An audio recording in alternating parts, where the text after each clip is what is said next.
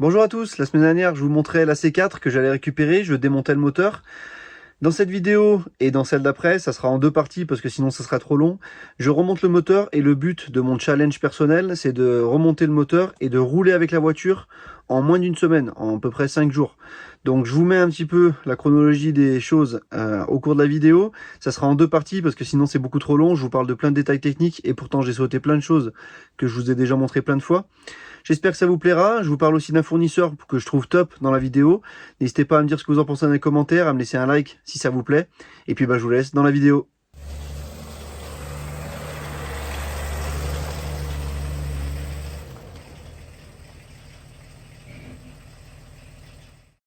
Bon, de retour sur le moteur de la C4, donc le 1.4 VTI. Alors pour être plus précis, c'est un EP3C, le C pour Euro 5, et il a certaines spécificités par rapport à l'EP3 normal. La première, elle commence ici, enfin la première en tout cas que je vais vous montrer, c'est l'électrovanne de pompe à huile. Alors apparemment, ce que j'ai compris, c'est que la pression d'huile, pardon, elle est un petit peu gérée avec cette électrovanne. Elle est moins importante à bas régime, mais plus performante à haut régime. Bref, je ne saurais pas vous expliquer exactement dans le détail pourquoi, mais en tout cas, il y a une électrovanne qu'il n'y a pas sur le EP3 normal. Cette électrovanne, je vais la retirer. Il y a une vis Torx ici, une vis ici. Je vais juste la mettre sur le côté. Je ne vais pas la repasser là et risquer de perdre l'étanchéité de ce joint. C'est surtout pour démonter la pompe à huile et pour pouvoir nettoyer tout ça. Donc la pompe à huile, il doit avoir toutes ces vis qui sont là et enlever tout le bloc qu'il y a au-dessus. Je dis une bêtise, ça c'est la plaque qui est en dessous, la pompe à huile elle est derrière, bref. Il faut aussi enlever ce cache pour la chaîne. Je vais mettre des gants parce qu'en fait je pensais nettoyer au nettoyant frein, mais je vais passer un carton de bombe, donc c'est pas la peine. Je vais sortir les pièces et les nettoyer dans la fontaine de dégraissage. Pourquoi je ne les fais pas au bac à ultrasons, bon, ça je vous en parlerai peut-être un petit peu plus tard dans la vidéo. Mais bref, donc pour le moment, c'est le démontage. Donc ces deux vis Torx pour enlever l'électrovanne. Ensuite ici pour enlever la chaîne de pompe à huile et retirer la pompe à huile pour pouvoir la nettoyer. Ensuite on sortira les bielles pistons pour refaire un petit peu les cylindres et vérifier l'état des segments. Bon, j'ai retourné le moteur, j'en ai foutu de partout. Bon, j'ai tout essuyé, ça a recoulé encore là-dedans. Bon, c'est du nettoyage. J'ai déjà déposé la pompe à huile avec son petit cache, la plaque qu'il y a dessous. Et pourquoi je n'ai pas continué de l'autre côté pour voir les coussinets de bielle? C'est parce qu'en essayant de faire tourner le moteur, ça coince. Donc ce que j'ai fait, c'est que j'ai descendu les pistons du milieu. À mon avis, c'est ça qui coince. Je vais passer un coup de haut noir rapidement, ici, pour essayer d'enlever cette merde, parce que j'ai pas envie d'abîmer les segments. Comme ça, je pourrais faire tourner le moteur et quand il tournera un peu plus proprement, je pourrais commencer à démonter les pistons et les bielles. Si les pistons ne coulissent pas jusqu'en haut, je pourrais jamais les sortir. Bref, je passe un coup de haut noir ici rapide pour enlever la rouille que j'aurais jamais dû laisser s'installer. Et on voit déjà ce que ça donne en espérant que ça n'ait rien abîmé.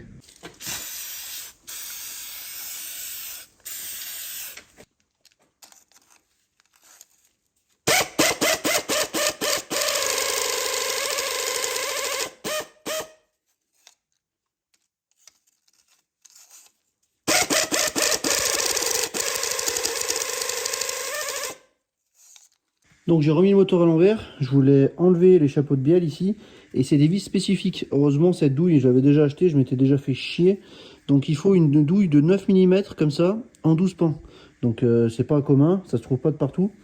Et là comme ça peut bien se démonter.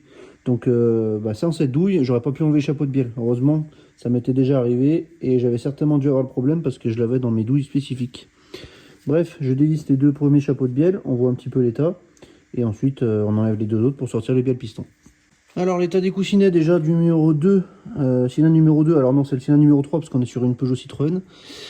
Du coup, en très bon état. Alors, il y a un petit peu d'usure, c'est normal, hein, il a 100 000 km, il n'est pas tout neuf non plus. Et le palier de vilebrequin, je sais pas si ça se verra bien. Alors, il est un petit peu sale. J'ai l'impression qu'il a commencé à être piqué, mais par contre, la surface est encore très lisse. On voit qu'il n'y a pas de rayures. On sent vraiment rien à l'ongle. Je pourrais faire un plastigage, mais honnêtement, là, ça va être de la perte de temps pour rien. Après, bon, je sais très bien qu'il y en a qui me diront l'inverse, mais c'est pas grave. Vous pouvez dire ce que vous voulez dans les commentaires. C'est libre. Je supprime pas les commentaires. Sauf quand il y a des insultes, bien sûr. Bon, ça, c'est évident. Là, on peut voir le palier. Il est très propre, hein, honnêtement. On pourra le voir peut-être un petit peu plus tard. Et de l'autre côté, alors on voit peut-être pas l'autre. Non, attendez. Et celui-ci, bon, je peux pas tout recadrer. Celui-ci, il est un petit peu... On dirait qu'il est un petit peu piqué. En fait, ça fait comme si j'avais mis du plastigage. Parce qu'en grattant avec l'ongle, ça s'enlève presque un petit peu. Alors, je pense que depuis le temps, ça avait commencé un petit peu à piquer. Bah, forcément, il y a de l'eau dans l'huile. Donc, c'est pas fait pour tourner avec de l'eau. Donc, c'était pas top. Je pense que c'était à temps de s'en occuper. Mais là, je pense qu'il n'y a pas grand-chose de grave. De toute façon, on sent vraiment rien du tout à l'ongle. Voilà, et comme je dis, en plus en grattant, ça s'enlève presque. À voir une fois que j'ai un petit peu plus enlevé. Sur ce moteur, j'enlève juste les paliers de bielle. Je vais enlever les bielles avec les pistons par le dessus, enfin par l'autre côté du moteur. Par contre, je vais pas enlever ce gros bloc. Je vais pas enlever les paliers de vilebrequin. Je m'attendais à voir le résultat des bielles. Si ça c'était vraiment abîmé, bah, j'aurais dû l'enlever pour voir les coussinets de vilebrequin. Là, vu l'état, je vais pas me prendre la tête. Là, ça fait quand même pas mal de vis à enlever, un système encore en plus à faire. Je vais essayer de nettoyer au mieux que je peux comme ça. Ça me permet de garder le vilebrequin en place. Il est en très bon état. Les coussinets aussi, je vais pas les changer. Par contre, comme j'ai dit, je vais sortir les bielles et les pistons pour pouvoir refaire un petit peu les cylindres comme vous avez vu. Je sais que normalement, il faudra enlever le vilebrequin, mais je vais faire un gros nettoyage après.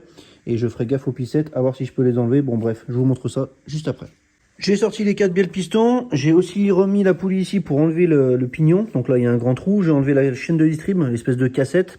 On peut voir ici qu'il y a 2 trous. C'est les 2 vis qui tiennent les patins de chaîne. Ça sort un petit peu comme une cassette avec le pignon qui sort aussi vers le bas. J'ai enlevé la chaîne de pompe à huile que je vais remettre, mais je vais nettoyer. Là pour le moment c'est vraiment encore bien pourri et je vais pas démonter plus que ça. J'ai finalement enlevé le capteur, je parlais d'étanchéité mais bon j'espère quand même qu'il y aura les joints avec ce que j'ai commandé. Il faudra que je gratte ce joint ici. Il faudra que je fasse le haunage des cylindres, enfin faire comme il faut comme j'ai dit dans les cylindres. L'état des pistons, bah, il est bien sale donc on va nettoyer avant d'ausculter tout ça. On peut voir qu'il y a la plaque que j'ai enlevée, le capteur, la pompe à huile. J'ai enlevé aussi la jauge électronique de niveau d'huile, la chaîne de pompe à huile. Bref, il faut faire déjà un gros nettoyage pour commencer. Donc c'est parti dans la fontaine de dégraissage pour enlever le plus gros. Et ensuite on verra un petit peu les dégâts et on pourra commencer à mesurer les segments. Bon, je vous ai passé le nettoyage. Ça m'a pris une plombe, mais vous vous en doutez. J'ai déjà nettoyé le bloc. Alors il n'est pas parfait encore. Enfin, il n'est pas parfait. Il est déjà pas mal. Hein. Là, c'est juste Là, je vois que ça coule encore un petit peu. Mais dans tous les cas, alors déjà, dans un premier temps, je vais faire le haunage. Donc il faudra refaire un petit nettoyage pour pas que des résidus restent là-dedans. Là, c'est des petits restes qui restent dans le moteur, donc c'est pas très grave.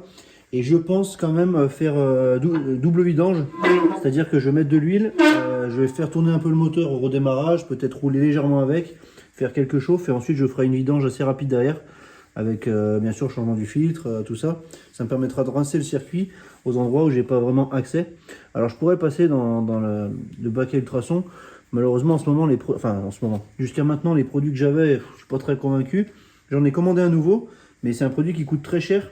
Le bloc, ça me prendrait au moins plus d'un bac. Et ça ferait un peu cher le nettoyage. Et là, ce que je vais faire, c'est que je vais passer un coup de haut noir dans chaque cylindre, en faisant des mouvements de haut en bas. Pour ceux qui ne suivent pas, ça sert à faire des micro-rayures dans les cylindres. Bon, déjà, ça va me servir aussi à voir un petit peu l'état qu'ils sont, s'il n'y a pas de truc qui est piqué ou quoi à cause de la rouille. Et j'avais parlé des pissettes. Il n'y a pas de pissettes sur ce moteur en fait, donc tant mieux. En général, c'est sur les moteurs sportifs. C'est vrai que celui-ci, c'en est pas forcément un. Je vais voir que ça a coulé là encore. Hop. Je vais faire ça, le haunage. Et qu'est-ce que j'étais en train de dire? Oui, voilà, en fait, ça fait des micro-rayures qui permettent de retenir un petit peu l'huile pour mieux lubrifier les cylindres. Bon, dans tous les cas, moi, je l'utilise pas vraiment comme ça parce que c'est pas quelque chose de hyper précis, mais ça permet quand même de faire un coup de prod dans les cylindres. Je vous mets un petit peu en rapproché sur les cylindres pour voir la différence, pour ceux qui ne connaissent pas.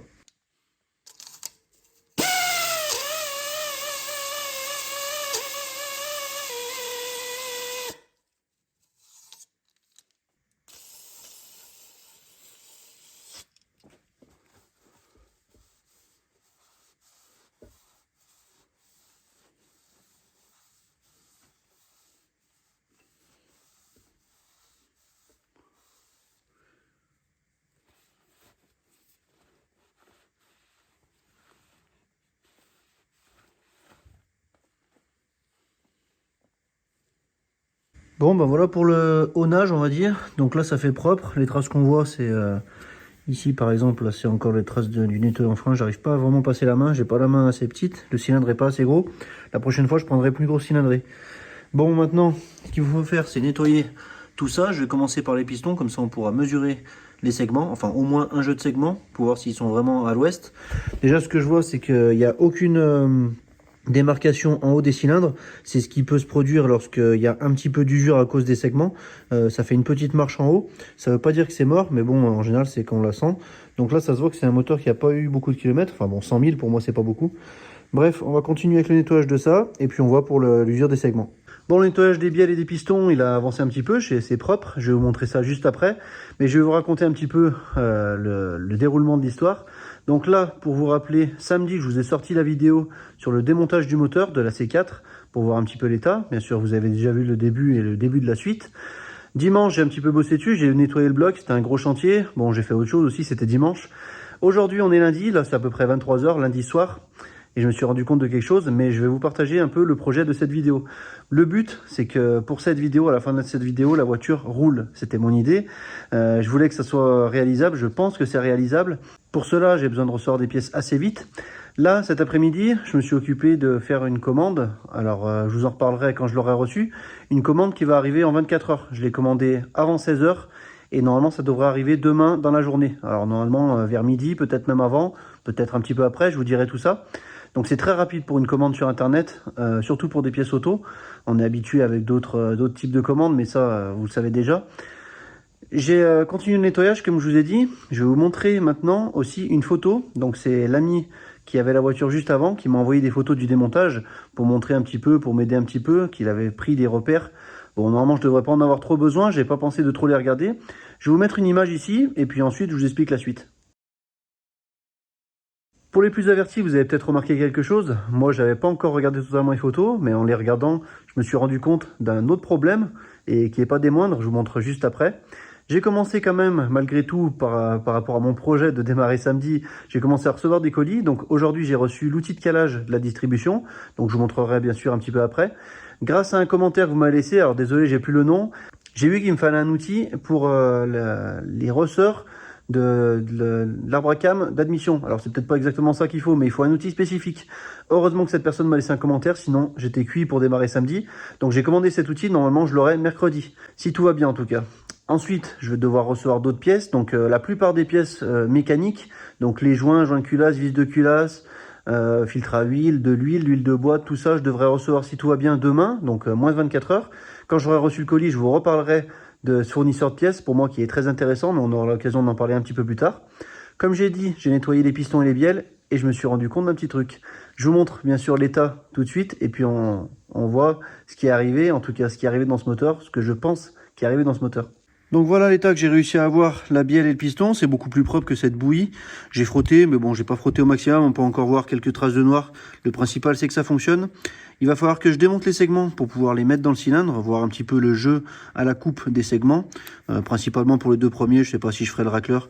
Avec l'expérience, je vois que bon, ça s'use régulièrement et ça permet déjà de donner un ordre d'idée. On peut voir ici qu'il y a encore le traitement. Bon, il est un petit peu usé, mais c'est normal. C'est pas non plus flagrant. Pas de rayures, rien de spécial. La bielle et les coussinets sont en assez bon état. Un petit peu usés les coussinets. À voir si ça vaut le coup de les changer. Si je peux les avoir dans la semaine, ça vaudrait le coup. Mais bon, ça, on en reparle un petit peu plus tard. Donc les bielles et pistons, ils sont nettoyés.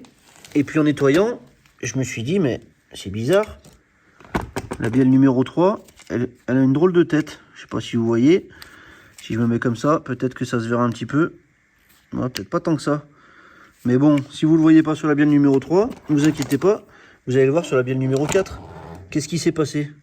Alors d'après ce que j'ai compris, et pour ceux qui connaissent les blagues un peu sur internet, ça c'est une bielle, et ça c'est une bielle. Bon, pour ceux qui n'auront pas la référence, dommage. Bref, j'en rigole, mais c'est nerveux. Comme on peut voir ici, il me semble qu'il y a eu un petit problème.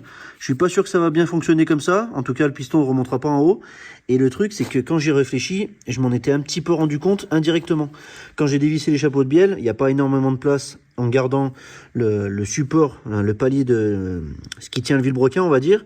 Et les vis n'étaient pas alignées entre le 1 et le 4. Et je trouvais ça bizarre. J'ai failli tourner un petit peu le vilebrequin pour pouvoir dévisser comme il faut les deux vis de la seconde bielle. J'ai trouvé ça un peu bizarre.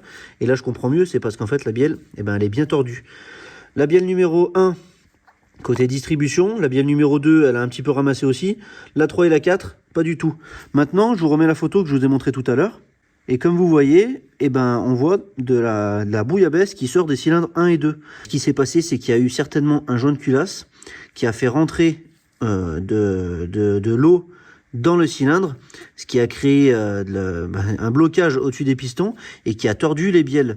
Je pense que ça a fait un petit peu une surpression et c'est ça qui a fait sauter la pastille. Bien sûr, c'est qu'une supposition. Donc, raison de plus pour mesurer la culasse, peut-être la rectifier, on verra ça un petit peu plus tard. Ça me ferait perdre du temps, j'ai pas l'outil sur moi, il faudrait vraiment que je le commande parce qu'à chaque fois je suis dépendant de quelqu'un pour me le prêter. Je sais pas s'il pourra me le prêter d'ailleurs encore à ce moment-là où je vous dis la vidéo, mais j'espère ne pas devoir rectifier la culasse. Elle est pas vilaine la culasse, je vous montre le joint de culasse tout de suite. Le joint de culasse au niveau du cylindre numéro 1 et cylindre numéro 2, c'est de ce côté. On voit pas quelque chose de flagrant. Alors après, est-ce que ça se verrait vraiment? Je sais pas. Si on tourne de l'autre côté, on peut voir ça. Bon, ça veut rien dire parce qu'en enlevant le joint de culasse, ça pourrait très bien couler dessus. Pour la photo, je reviens encore sur la photo. La culasse n'était pas encore démontée. Ce n'est pas moi qui ai pris la photo. Moi, j'ai récupéré le véhicule avec la culasse démontée. Donc, j'ai pas pu me rendre compte de ça tout de suite. Je suis pas sûr qu'il y avait vraiment un joint de culasse. Mais bon, je suis pas certain qu'il n'y en avait pas non plus. Ah, quoique, ici, on peut voir qu'il y a une petite... peut-être que là, il y a eu un passage ici. Ce qui serait très possible d'ailleurs. Et cylindre numéro 1, peut-être ici. Ah oui, mais peut-être même ici, ouais. Ah, franchement, maintenant, j'ai un doute. Ça va être compliqué de confirmer tout ça. Mais le fait qu'il n'y ait plus la partie noire... Ah, franchement, je sais pas. Dites-moi ce que vous en pensez en commentaire. Moi, je pense qu'il s'est passé, c'est qu'il y a eu un joint de culasse. Le liquide de refroidissement est rentré dans le cylindre et vu que la personne était sur l'autoroute, ça a compressé du liquide de refroidissement ou de l'eau si vous préférez. Et du coup, vu que c'est incompressible, ça a tordu les bielles 1 et 2. Il n'y avait pas de bouillabaisse qui sortait du 3 et du 4, donc je ne pense pas que ça soit arrivé sur ces deux-là. Donc je pense qu'il y a 2 bielles qui sont tordues. Comme vous vous en doutez, le projet de démarrer et de rouler à la fin de la semaine, donc samedi pour la vidéo, voire même avant, parce qu'il faut encore que je fasse le montage, c'est encore plus compromis. Déjà que c'était très compliqué, mais là, avec 2 bielles tordues, c'est encore plus compromettant, surtout qu'on est lundi soir, j'ai toujours pas commandé les bielles. Bon, pour moi, je pense que c'est encore possible. Vous allez me prendre pour un fou peut-être, mais on verra ça à la fin de la vidéo. On est réellement lundi soir, donc moi, j'en sais pas encore vraiment si c'est possible. J'arrive plus à parler. Je vais commander ces bielles. Je vais aussi commander des coussinets de bielles, de vilebrequin peut-être, je sais pas, à voir. Je pense pas que les coussinets de vilebrequin ce soit vraiment nécessaire. À voir si je trouve une bonne affaire. Les coussinets de bielles, pas indispensables non plus, mais ils ont quand même mangé un petit peu, je pense, quand les bielles se sont tordues. Même si c'est pas vraiment flagrant, je sais pas. Dites-moi dans les commentaires ce que vous en pensez. Je sais, vous allez me dire il faut tout changer, il faut changer le moteur. Un moteur d'occasion, ça coûte moins cher que de le refaire. Bref, je les connais vos histoires. On va voir avant la fin de la vidéo ce que j'arrive à faire avec tout ça. Demain, je reçois les pièces. Malheureusement, un peu trop tôt. Bon, c'est quand même une bonne nouvelle de pouvoir avoir des pièces aussi rapidement. Je ferai un petit comparatif que j'ai déjà noté dans un tableau. Bref, je vous en parle un petit peu plus tard dans la vidéo. Mais c'est très intéressant. En tout cas, moi, je trouve ça très intéressant. Maintenant, je vous laisse. Je vais aller voir pour commander tout ça. Et puis, on se retrouve un petit peu plus tard pour la suite du nettoyage déjà. La mesure des segments et puis ainsi de suite. La mesure de la culasse aussi. On voit ça juste après dans la vidéo. Bon voilà, on est mardi matin, j'avais commencé à nettoyer un petit peu la plaque qui va dessous, la pompe à huile, j'ai commencé à nettoyer et puis ça a sonné. 11h, 11h15 à peu près, j'ai le facteur qui est passé et qui m'a amené les colis que je devais recevoir. Malheureusement, j'ai reçu que 3 colis sur 4. Le 4e, il est bloqué au centre de tri à la poste. Il aurait dû être livré, mais il n'a pas été livré. C'est l'huile moteur qui manque. Bon, c'est pas grave, hein, c'est le dernier truc que j'ai besoin. Mais c'est dommage parce que la poste, ils ont un petit peu foiré. Sinon, le fournisseur, il était vraiment top. Je vous en parle juste après. Donc, j'ai reçu grossièrement les vis de culasse, la courroie d'accessoires, le filtre à air, le filtre à huile. Alors, vous inquiétez pas pour la marque. Celui-ci, je vais le changer après. J'en ai un deuxième aussi qui m'attend. La pompe à eau. Ça, c'est la poulie de pompe à eau. J'ai les 2 litres d'huile de boîte, le tuyau que j'ai cassé à l'arrière, le joint de culasse. Dessous, c'est le kit distribution. Et ici, ça va être le kit joint bas moteur ou haut moteur. Non, je crois haut moteur. Et j'ai encore les joints haut moteur ou bas moteur, je sais plus. Enfin bref, l'inverse de cela que je dois récupérer dans 1 heure. Il manquera juste l'huile moteur que j'ai pas reçu. Mais bon, c'est pas très grave. Je pense que je l'aurai demain. J'aurais dû l'avoir aujourd'hui, mais je sais pas pourquoi la poste n'a pas fait son travail. J'ai eu vraiment les pièces très rapidement. On a commandé les pièces hier, c'était 16h je crois. Et aujourd'hui, 11h le lendemain, donc même pas 24 heures après, j'ai tout à la maison. Donc c'est vraiment hyper rapide. C'est vraiment imbattable, je trouve. C'est même mieux que les magasins physiques pour la plupart quand ils ont pas en stock. Ce fournisseur, je vous en parlais 2 minutes. C'est Mon Petit Mécano. Pour être honnête, j'ai pas payé cette commande parce qu'on a fait un partenariat un petit peu. Et on va imaginer qu'il y a 3 sites en ligne, 3 gros sites en ligne qui vous vendraient ces pièces. Sur les 3 sites en ligne, il y en a 2 qui sont plus chers, bien plus chers même. Et les 3 sont beaucoup plus longs en délai. Minimum 4 jours, voire 8 jours pour certains, en plus rapide, sachant qu'ils sont encore plus chers. Le seul qui est moins cher, les prix, ils varient. Ils vous changent les pièces ou alors ils vous annulent des pièces lors de la commande. Bref, j'imagine que vous savez qui c'est. Donc franchement, je suis vraiment pas déçu. En ce qui concerne cette commande, pour moi, c'était le meilleur compromis. Et pourtant, ce site, je le connaissais pas. J'espère que vous irez voir. Je vous mettrai le lien en commentaire. Je vous le afficherai ici aussi. Mon Petit Mécano. Il n'y a pas autant de références que sur d'autres sites, mais par contre, les références, vous les avez très rapidement, et lorsque vous êtes vraiment pressé, c'est même plus rapide que des magasins physiques. Alors je sais qu'il y en a qui préfèrent acheter dans des magasins physiques, ils ont leur raison. Moi personnellement, pour les mêmes références, je préfère acheter moins cher et avoir encore plus rapidement, sans bouger de chez moi, sans faire 2 fois l'aller-retour parce que les pièces ils les ont pas en stock et qu'il faut la précommander. Bref, ça c'est mon avis. Vous faites ce que vous voulez, allez faire un tour sur le site, même si vous ne commandez pas, au moins vous irez faire un tour. Il y a encore des petits ajustements à faire sur le site, mais ça va s'améliorer petit à petit. Et j'espère que ça vous plaira. N'hésitez pas à me faire un retour en commentaire de ce que vous pensez du site, ou même si vous commandez, et du retour que vous avez. Ça me fera vraiment plaisir. Et puis je pense que la personne qui gère le site vous répondra s'il y a vraiment des grosses questions. J'ai nettoyé un petit peu toutes les pièces du bas moteur, donc la tôle qu'il y a ici, ça va être une tôle anti-barbotage, la chaîne de pompe à huile. La pompe à huile ici, que j'ai complètement ouverte pour démonter. Alors là on peut voir les deux pignons, avec le pignon ici, avec les deux pignons aussi. J'ai perdu le nom, oui, c'est des pignons. Ensuite, il y a l'électrovanne que j'ai nettoyé. Là, c'est des petits filtres ici. Je sais pas si ça se verra bien, c'est des petits filtres. Donc, il fallait bien souffler pour que ça sorte bien de l'intérieur.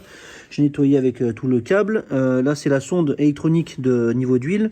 Ça, c'est une attache pour le câble qui est ici. Ça, c'est le petit cache qui vient au-dessus du pignon ici de pompe à huile. Les vis, tout ça. On peut voir ici aussi les ressorts. Donc, le gros ressort qui va au milieu, qui retient ici le pignon, enfin, qui pousse le pignon. Le petit ressort avec la capsule qui vont là-dedans, et ensuite une fois que c'est tout fermé, il y a tout qui tient en place, donc en plus avec toutes les vis qu'il y a là, bref, vous m'avez compris. Là dans le tamis c'était bien bouché, lorsque je mettais du dégraissant à l'intérieur, ça coulait même pas à l'intérieur, donc je pense que c'est bien fait, heureusement que j'ai bien nettoyé. Et là maintenant c'est nickel. Alors on peut voir qu'il y a encore des petites taches comment on appelle ça, de dégraissant là que j'ai utilisé, de liquide, mais bon je vais bien tout souffler, ça va bien tout sécher, et ensuite je pourrai remonter la pompe à huile correctement. Elle est vraiment en super état, on dirait même qu'elle est neuve, donc super de ce côté là. Je me fais pas trop de soucis au niveau de la pompe à huile, elle était juste un petit peu bouchée et obstruée par toute cette pâte, donc c'était pas génial. Je vais remonter la pompe à huile et ensuite je continue le nettoyage avec le support ici de filtre à huile, le dessus, le capuchon. Je vais aussi nettoyer le carter d'huile qui est là-bas. Et ensuite, ça sera bon pour le nettoyage dans un premier temps. Et on pourra passer ensuite au contrôle des segments et éventuellement de la culasse. Bon, maintenant, je vais vérifier le jeu à la coupe des segments. Alors, je vais être rapide parce que sinon la vidéo va être encore trop longue. Donc, le jeu à la coupe, c'est quoi? C'est on met un segment, on enfonce avec le piston pour qu'il soit bien droit, bien de niveau, bien perpendiculaire à l'axe du cylindre. Et ensuite, on a la fente du segment. Cette fente, ça s'appelle le jeu à la coupe et là, on doit mesurer. Donc il y a le segment tout en haut, c'est le segment coupe-feu, pardon. Ensuite, il y a le segment d'étanchéité.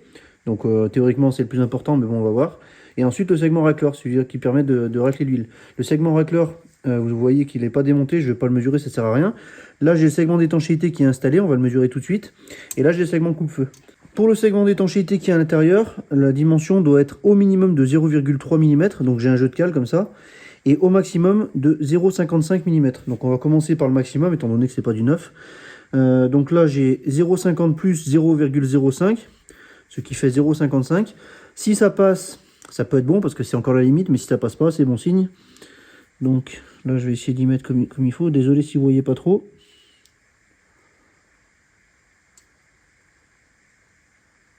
Bon, ça passe pas, sachant qu'il faut pas forcer, hein, parce que si on force, tout est faussé. Je vais essayer de passer juste le 0,5 pour voir si ça passe. Donc rien que le 0,5 déjà ça force. On va voir ce que j'ai d'autre. 0,4 peut-être. Ok, donc le 0,4 il passe. Donc ça veut dire que j'ai un jeu qui se trouve entre 0,4 et 0,5 mm, entre 4 et 5 dixièmes si vous préférez. Donc je suis dans la tolérance. Il ne faudrait pas que je dépasse 0,55 et il ne faudrait pas que je sois en dessous de 0,3. Donc pour segment d'étanchéité c'est bon. Je l'enlève. Il faut faire attention parce que sur celui-ci, je ne sais pas si ça se verra bien, ici c'est écrit top.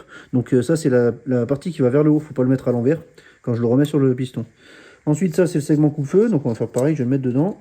Celui-ci, alors il est un petit peu moins important, je ne l'ai pas encore mesuré, je le fais en même temps que vous, mais en général celui-ci il est toujours hors tolérance, enfin c'est rare que je sois dans les tolérances. Si on commence à vouloir être dans les tolérances, on recommande des segments, et les segments neufs ils sont souvent pas dans les tolérances non plus. Je sais pas pourquoi, si vous avez la réponse vous pouvez me le dire, mais je pense qu'ils prennent pas trop de risques pour pas que le jeu soit trop serré. C'est le segment coupe-feu, c'est celui qui chauffe le plus, en tout cas je pense, parce que c'est celui qui est au niveau de l'explosion, tout ça. Et lorsque ça chauffe, ça se dilate. Et si ça se dilate, il faut, du coup, le métal s'allonge, on va dire.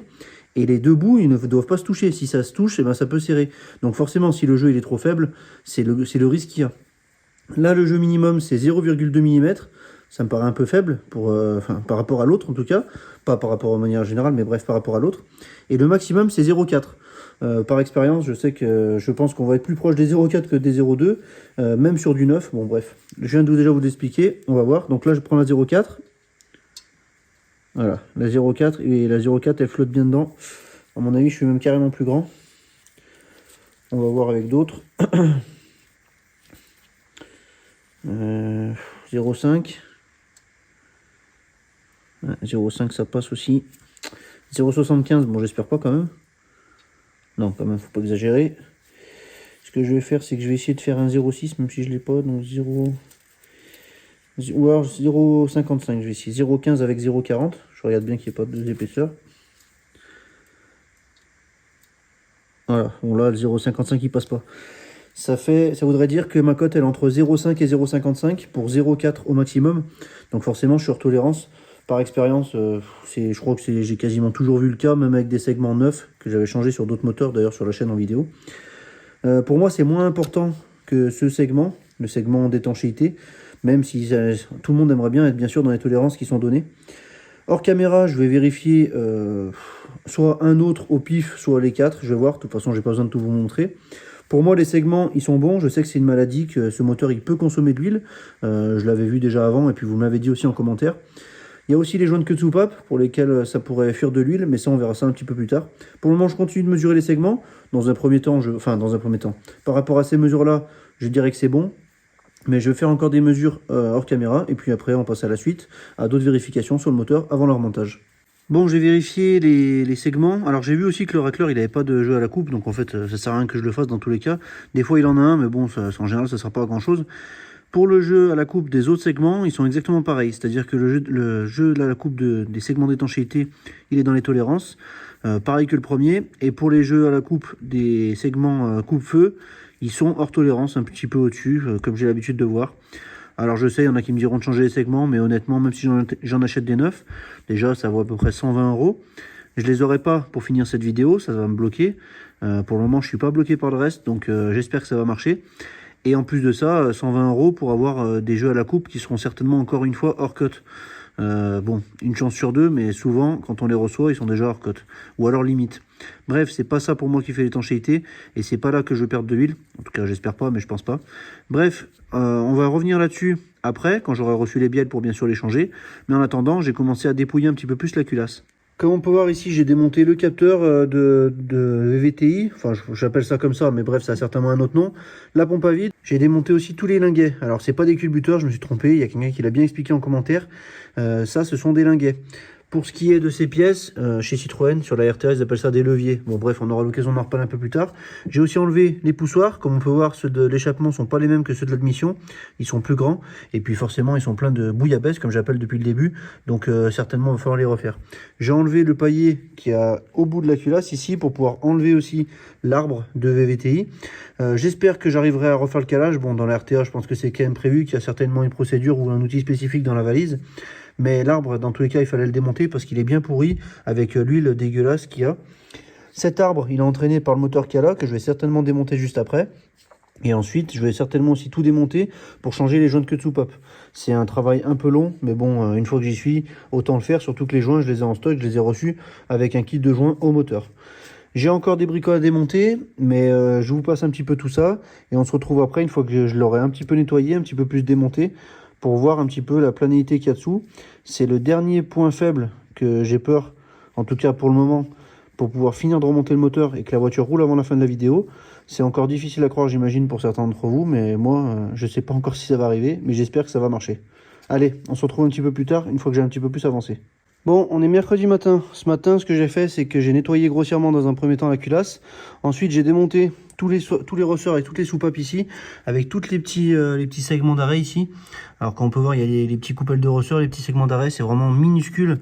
Je sais pas si ça se verra bien, mais voilà. Par rapport à ce que j'ai l'habitude de faire, c'est vraiment minuscule. Ça fait vraiment un moteur miniaturisé. Sur chaque soupape, il y a 2 segments d'arrêt, comme ça, on peut voir 2. Et forcément, il fallait que ça arrive Ici, sur presque l'avant-dernière, l'avant-avant-dernière, j'en ai perdu un. Ça fait 3/4 d'heure, voire même 1 heure que je cherche des solutions. J'ai trouvé la référence pour pouvoir en recommander, mais forcément ça n'arrivera pas tout de suite. Donc je me suis dit je vais continuer de chercher pendant longtemps, pendant 3/4 d'heure peut-être. J'ai cherché partout par terre, par expérience à chaque fois. En fait ce que je faisais c'est que j'ai pris une douille de 14 longues comme ça. Je tapais un coup pour les défaire, alors ça marchera pas pour les refaire, mais au moins c'était plus rapide pour y défaire. À chaque fois ça sautait un petit peu, soit dans la culasse, soit juste à côté, peut-être à 30-40 cm autour. Celle-ci je la trouvais vraiment pas, j'ai retourné la culasse parce que des fois j'aurais pu pas la voir et je la voyais toujours pas. Bref, je vais pas pouvoir en parler pendant 15 ans, j'ai un gros coup de chance. Je viens de la retrouver il y a quelques secondes. Où c'est que je l'ai vue? Elle est juste ici. Elle est à l'intérieur du linguet. Je sais pas si vous la voyez, juste ici là. Juste là, là. Voilà, elle est juste là. Bref, je suis content. J'ai pas perdu mon temps à cause de ça. Ça aurait mis en péril la fin de la vidéo pour qu'elle puisse démarrer. Bref, je vais remettre un coup de nettoyage sur la culasse. Enlever les anciens joints de queue de soupape qui sont un peu secs d'ailleurs. J'ai les nouveaux donc je pourrais mettre les nouveaux. Et il faudra aussi s'occuper de la pastille. En plus de ça, une autre bonne nouvelle, ce matin j'ai reçu mes bielles, je les ai commandées lundi soir, très tard, c'était presque minuit je crois, voire un peu plus. Ça a été expédié hier, donc mardi, et je les ai reçus mercredi matin. Ça vient de Grèce, donc c'est vraiment hyper rapide, j'ai eu un coup de chance. Enfin un coup de chance, c'est un peu d'expérience parce que j'avais déjà commandé le vilebrequin et une bielle pour la Mini Cooper S sur ce site. Le site c'est Atousakis en Grèce, bon je vous le noterai pas, je vous le dis ça comme ça. Ils m'ont rien donné, mais je sais que c'est très rapide, ils sont très sérieux. Je vais ouvrir le colis et puis on va voir l'état des bielles que j'ai commandé d'occasion. Bon, sans trop de surprise, les bielles sont en très bon état. J'ai une bonne expérience avec ce site, donc ça continue. On peut voir que c'est bien les mêmes, mais pas tordus quoi. Il y a juste ici, c'est écrit BM1 sur les miennes et BK1 sur les autres. Bon, ça va être une histoire de moulage, de date, je sais pas. De l'autre côté, il y a un bossage supérieur. Bon, bref, je vous en expliquerai un petit peu plus. Pour le moment, on était sur la culasse. Je vais continuer, mais dans tous les cas, des bielles droites, c'est bien mieux que des bielles tordues comme ça. Franchement, ça fait une belle œuvre d'art, mais pas bien bon dans un moteur. Bon, j'ai remis un coup de nettoyage sur la culasse. Bon, un coup de nettoyage rapide, hein, comme on peut voir, c'est pas parfait. De toute façon, ça va se resserrer en 2 minutes quand ça sera remonté. Et c'est pas les endroits les plus importants. J'ai mis un coup de cale, un coup de grande cale ici au 180 pour enlever tous les derniers résidus de joints de culasse qu'il pouvait y avoir. Et j'ai déjà commencé à vérifier. J'ai un niveau, alors il n'est pas parfait, mais bon, ça suffira déjà pour mesurer. Et avec ça, alors la planéité maximum, enfin minimum qu'il faut avoir, c'est 5 centièmes. Donc bon, je vais pas tout faire bien sûr en vidéo. Je sais pas si ça se verra d'ailleurs dans ce sens-là.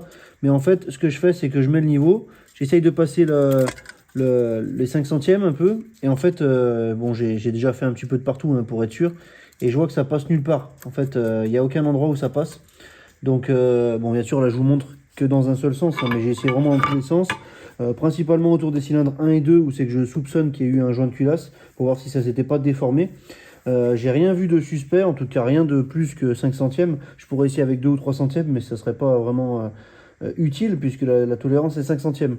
Après, une fois qu'on serre la culasse, ça a tendance à s'adapter un petit peu au bloc. Alors quand je dis s'adapter, ça va pas s'adapter à 1 mm près. Hein. Si c'est tordu sur 5 dixièmes, ça va pas s'aplatir. Bon, bref. J'ai vérifié un petit peu de partout. Et comme j'ai dit, ça passe nulle part. Alors là, comme j'ai dit, ça servira à rien que je vous montre, ça serait trop long. Mais j'espère que vous me faites confiance. J'aurais pu mesurer aussi sur la fraiseuse. J'ai une fraiseuse là, comme je vous mettrai une vidéo en haut à droite. C'est que je rectifie une culasse sur ma fraiseuse. C'était un outil qui ne m'appartenait pas, j'en ai commandé un. Bon bref, dans les prochaines vidéos, peut-être dans certains moteurs, j'aurai l'occasion de le refaire. Mais là, c'est pas indispensable. Pareil, pour ce qui est des guides de soupape, tout va bien. J'ai regardé un peu le jeu sur un ou deux. Rien de flagrant. De toute façon, le moteur, il a 100 000 km, hein, il n'en a pas 400 000. Et puis pour j'ai perdu le nom, pour les sièges de soupape, il n'y en a aucun qui sont marqués, même à l'échappement, ils sont pas piqués ni rien. Je pourrais faire un rodage de soupape, je sais très bien qu'il y en a qui vont me dire oui, mais pendant que tu y étais, fallait le faire, oui, je sais très bien qu'on peut faire des millions de choses, je peux changer les guides de soupape, je peux changer la culasse, je peux aussi changer la voiture, aller chez Citroën et en prendre une neuve.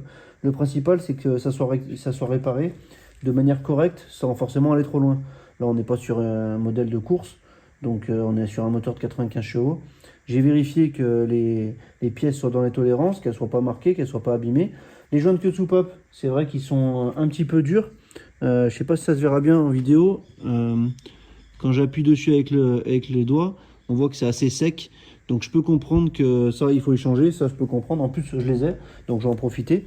J'aurais pu éviter de les changer aussi. Ça m'aurait évité un gros démontage et encore plus un gros remontage. Parce que là, taper avec une douille, c'est facile pour y démonter. Pour y remonter, il va falloir que je fasse un système. D'habitude, j'utilise ma perceuse à colonne. C'est certainement ce que je vais faire encore une fois. Mais d'habitude, les soupapes, enfin les ressorts et les coupelles de soupapes sont beaucoup plus grosses. Mais là, la douille que j'utilise d'habitude, elle est pas bonne. Donc je vais peut-être devoir modifier un outil. Mais c'est pas quelque chose que je vais vous montrer. Je vous l'ai déjà montré plein de fois et ça sera un peu répétitif. Bref, pour moi, la surface de la culasse, elle est bonne. Ce que je vais faire, c'est que je vais la retourner. Je vais vous montrer aussi l'état, la dureté, la souplesse, pardon, des nouveaux joints de queue de soupape pour voir la différence avec les anciens. On pourra comprendre éventuellement qu'il y a une consommation d'huile. Il y en a beaucoup qui m'ont dit qu'il y avait une grosse consommation d'huile sur ces moteurs. Pour ce qui est des segments, le segment d'étanchéité, il est largement bon dans les tolérances, donc je ne pourrais pas faire mieux. Les joints de queue de soupape, je vais les changer. Et ensuite, il y a encore une valve sur le dessus. Je ne l'ai pas prévu pour le moment, mais on aura l'occasion d'en reparler sûrement un peu plus tard. Je vous montre les joints de queue de soupape. Ensuite, je les installe dans la culasse. Et puis bon, je remonte un petit peu hors caméra pour vous avancer un petit peu le boulot. Les joints de queue de soupape, je les ai achetés en même temps que le lot de toute la pochette de joints au moteur. Donc là, comme on peut voir, bon, j'ai déjà ouvert, hein, mais on peut voir qu'il y a un petit peu toutes les sortes de joints qu'il peut y avoir dans la culasse. Je vous montrerai un petit peu tout ce qu'il faut changer, mais comme on peut voir, si on les achète à l'unité, on va vite se ruiner. Là, c'est le joint qui est pour le collecteur d'échappement. Ça, c'est le joint du couvre-culasse. Il doit y avoir aussi certainement les petits joints qui vont au milieu. Ça, c'est le joint pour le moteur du VTI. Enfin, je sais parce que je l'ai vu en démontant. Et il y a certainement plein d'autres joints qu'il faudra changer. On va en profiter pour tout changer. Au moins, on repart sur de bonnes bases. Pour les joints de queue de soupape, lorsqu'on regarde, alors je sais pas si ça se verra bien à la caméra, mais lorsque j'appuie dessus, ils sont vachement plus souples, surtout la partie cylindrique du haut, elle est vachement plus souple que ceux qu'il y avait avant. Donc j'imagine que l'étanchéité ne peut être que meilleure. Je vais bien sûr comparer avec les autres, mais je pense qu'il n'y a pas de souci, c'est les mêmes, à part que les autres sont pleins d'huile. Vous voyez, vous voyez, c'est les mêmes, donc il n'y a pas de souci à ce niveau-là. Pour la consommation d'huile, s'il y en a une, je sais déjà que je pourrais éliminer les joints de queue de soupape, ou alors même si c'est ça, je les aurais déjà changés, donc j'aurais pas pu faire mieux. Je monte les joints de queue de soupape avec une douille qui se met autour, comme ça je tape, quand ça change de bruit j'arrête. Bref, je vous ai déjà montré plein de fois tout ça en vidéo et j'aimerais quand même avancer un petit peu plus. Donc on se reprend un petit peu plus tard lorsque j'ai mieux avancé. Bon, maintenant il faut que j'arrive à remettre ce bouchon. Pour remettre ce bouchon, il faudrait que j'enlève celui-ci. Donc ce que j'ai fait, c'est que j'ai soudé un écrou avec un arrache à inertie et là je vais taper pour essayer de le sortir.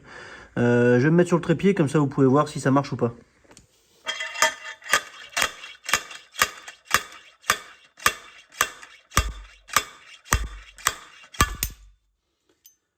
Yes. Bon, les soudures, elles n'ont pas toutes bien tenu, mais le principal, c'est que j'ai réussi à enlever le bouchon. Et le principal, c'est l'étanchéité. Bon, là, c'est un petit peu abîmé dedans, parce que j'avais essayé autrement d'y démonter. Mais je vais tout recoller avec de la lotite et ça sera bien bon comme ça. Bon, c'est parti. J'ai dégraissé le maximum que je pouvais la pastille intérieure. Pour l'extérieur, celle-ci, l'écrou il va rester. De toute façon, c'est pas gênant, c'est juste esthétique. Et le principal, c'est que ça tienne bien en place. Les pastilles, c'est pas les mêmes. Il y en a une qui est plus grande que l'autre. Bon, bref.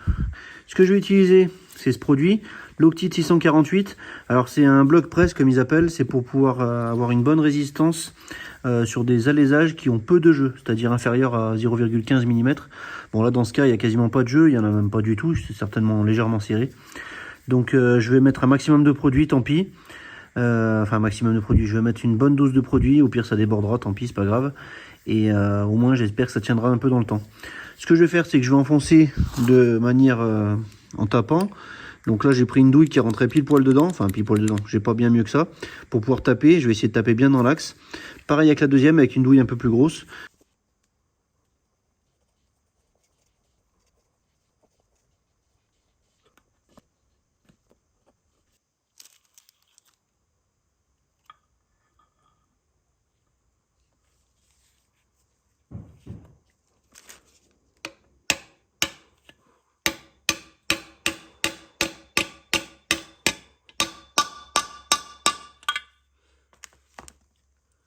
Bon, comme vous avez vu, c'est rentré un petit peu plus facilement que ce que je pensais.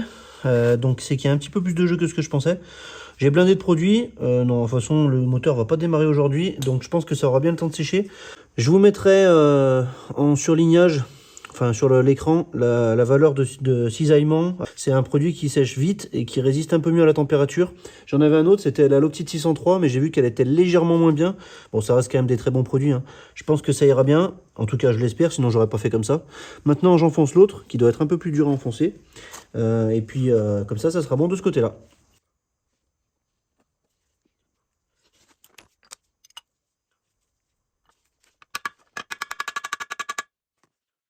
Bon voilà, il y a une butée au fond, j'espère que vous aurez bien vu. Il y a un petit peu de produit qui dépasse, je vais l'essuyer tout de suite et puis on peut passer à la suite. Malheureusement l'écrou reste. Oui, j'aurais pu changer la pastille, mais ça se trouve pas à tous les coins de rue, ça se trouve pas en 24 heures. Et c'est un petit peu galère juste pour une pastille. Donc là j'ai un écrou qui est soudé dessus, c'est pas grave, ça se verra même pas de toute façon une fois que le moteur sera monté. À tous les coups j'ai le support moteur qui vient par-dessus, bref. On verra ça un peu plus tard. Dans tous les cas, moi je suis content du résultat en espérant que ça tienne le plus longtemps possible. J'ai nettoyé un petit peu grossièrement toutes les soupapes. Comme j'ai dit, je ne veux pas les roder. De toute façon, un moteur de 100 000 km, je vois pas de raison de les roder, même si j'aurais pu le faire, mais ça rajoute beaucoup de temps. Ce que j'ai fait aussi, c'est que j'ai remonté les joints de queue de soupape neufs. Et à l'intérieur du kit, il y avait ces pièces-là. C'est super bien. C'est la première fois que je vois ça dans des kits joints de queue de soupape. Donc en fait, ça, c'est une pièce qui se met sur la soupape comme ça pour ne pas abîmer le joint lorsqu'on rentre la soupape à l'intérieur. Je trouve ça vraiment super bien. En plus, ça ne doit pas leur coûter grand-chose, mais ça facilite vraiment le montage. Bon, c'est vrai que jusqu'à maintenant je faisais 100, je vais les utiliser maintenant que je les ai. Bref, je vais remonter toutes les soupapes et ensuite on pourra passer à la suite. Là ça va me prendre du temps, je vous passe cette étape, je vous l'ai déjà montré plusieurs fois et on se retrouve juste après. Bon, je reviens sur ce que je viens de dire juste avant. J'ai monté les trucs à l'intérieur, enfin les trucs pour pas abîmer les joints, et en fait ça passe pas à travers les guides de soupape, donc en fait c'est de la merde. Voilà, je vais faire 100 comme d'habitude et puis ça ira très bien. J'imagine que pour que ça fonctionne, il faut monter les soupapes avant les joints de queue de soupape. Comme ça, on peut mettre la pièce dessus et enfoncer le joint de queue de soupape. Malheureusement, pour moi, c'est trop tard. Donc, je trouve que le système, il est un peu moyen. Il aurait fallu que je le prévoie à l'avance. C'est pas grave. Maintenant que tout est monté, je vais faire comme ça. Il n'y a pas de raison que ça y abîme non plus. C'est pas non plus tranchant comme un couteau, hein. Mais puis, c'est pas la première fois que je monte des joints de queue de soupape comme ça. Donc, ça ira très bien. C'est reparti pour le remontage des soupapes et puis on se retrouve après. J'ai remonté toutes les soupapes avec les ressorts et les demi-coquilles, ou ce que vous appelez ça comme vous voulez. Bref, tout est en place. J'ai commencé à remettre les poussoirs que je nettoyais. C'est vrai que je comptais pas le montrer, mais en fait, je vais vous montrer un petit peu. Alors, ils étaient durs. Alors là, ce qu'on peut voir, c'est qu'ils sont super mous. Parce que je les ai totalement vidés de l'huile. Et de l'huile qui était très sale, pour rappel. C'était avec un mélange de liquide de refroidissement. Donc ça fait un petit peu une pâte marron comme ça. Donc ceux-là, je les ai pas encore fait. Je vous mets sur le trépied, je vous montre comment j'en nettoie un. Alors je les ouvre pas, il y a quelqu'un qui m'avait dit de les ouvrir.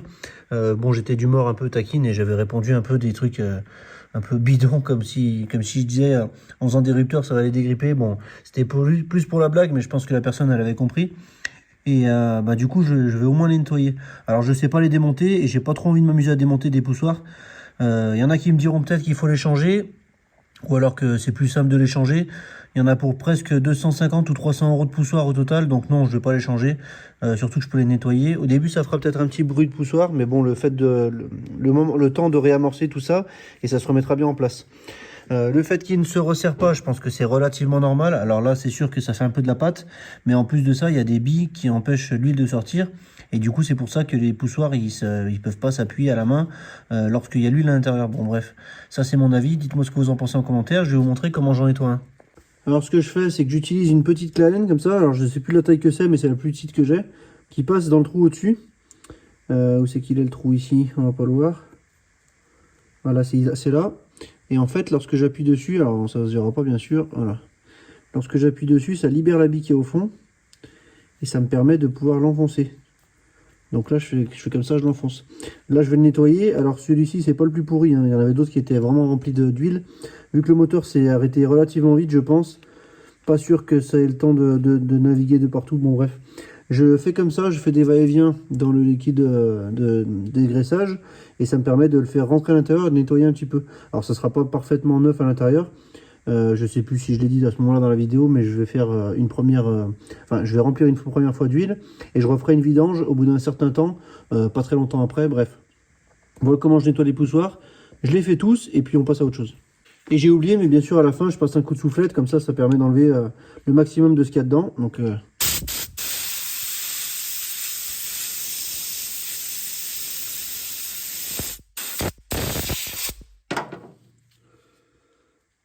après, il se compresse bien à la main. Alors qu'avant, pas du tout. Bref, je fais tous les autres. Et puis on se retrouve pour la suite du remontage. Bon, j'ai nettoyé. Bon, j'ai nettoyé et j'ai reposé tous les poussoirs. Pour le moment, je vais m'arrêter là pour la culasse.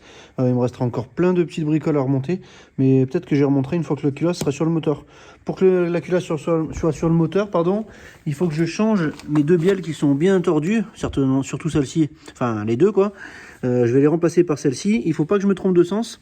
Le bossage ici, il va côté distribution. Et ça confirme quand on voit sur le dessus avec la flèche qui est où? Qui est là. Voilà, la flèche côté distribution. Le bossage côté distribution. De l'autre côté, il n'y a pas d'autre bossage, en haut en tout cas. Et ici, il y en a un. Bref, on sait qu'il y a un sens pour les bielles, qui est facile à repérer. Donc ça, c'est pas sens côté distribution. Ça, c'est distribution. Je monte ces deux bielles. Je vous raconte vite fait. L'anneau ici, le circlips, je le change pas. Je sais, il faudrait le changer si vous voulez. Bon, bref, moi, je le change pas. Je vous déconseille de mettre l'ouverture sur la partie horizontale, parce qu'avec les va-et-vient du piston, ça risquerait de sauter. Donc le mieux, c'est d'avoir l'ouverture vers le bas ou vers le haut, ou alors légèrement à gauche, à droite, en haut, en bas, bref, vous avez compris. Je change les bielles, et puis on commence à remonter tout ça. Aujourd'hui, j'ai aussi reçu des coussinets de bielles neuves, des vis de bielles neuves. Je change pas les coussinets de vilebrequin, je vous explique après pourquoi. Voilà, les bielles elles sont changées. J'ai 4 bielles droites, donc c'est un petit peu mieux pour que ça fonctionne.